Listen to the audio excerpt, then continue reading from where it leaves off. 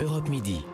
C'est l'heure de l'Europe à la une avec vous, Daniel Cohn-Bendit. Bonjour Dani et bonne année. Bonjour François, bonne année à tout le monde. Alors, tous les 6 mois, un nouveau pays prend la tête de l'Union européenne. En ce 1er janvier, c'est au tour de la Bulgarie. Qu'est-ce que ça vous inspire, la Bulgarie ?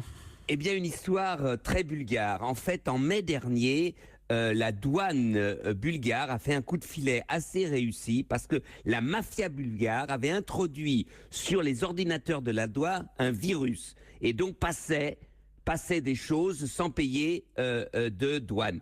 Eh bien, en récupérant ce coup de filet, la douane bulgare, donc la Bulgarie, a récupéré 213 519 bitcoins.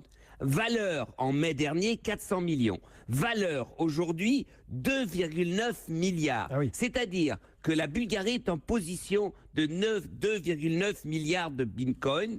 S'il trouve le mot de passe pour s'introduire dans ce paquet, eh bien, la Bulgarie sera un des plus grands possesseurs de bitcoin. C'est 20% de la dette bulgare. Oui, alors qu'aujourd'hui, la Bulgarie, c'est l'un des États les plus pauvres de l'Union européenne, Dani. Exactement, si on prend par exemple l'exemple de l'armée bulgare qui, en 89, quand elle était encore communiste, avait 150 000 soldats. Aujourd'hui, ils sont à peine 8 000.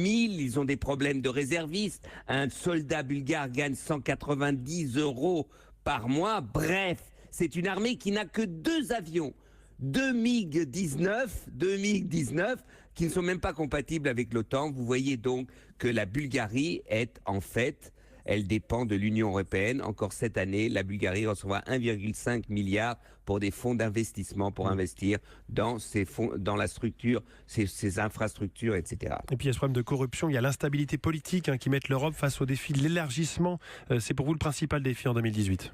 Exactement. C'est-à-dire que la présidence bulgare, la Bulgarie doit se stabiliser. Et on voit que les pays de l'élargissement, Bulgarie et Roumanie d'un côté, mais aussi la Pologne et la Hongrie et la République tchèque, sont des pays politiquement instables ou politiquement qui sont sur la défensive face à l'Union européenne. Donc la Bulgarie aujourd'hui va essayer de démontrer qu'elle est pas capable de réintégrer tout le monde dans le projet européen. On verra si ça marche, parce que le pouvoir bulgare est très instable et très faible en Bulgarie. Merci beaucoup, Dani, et à demain. À demain, François. Ciao, ciao.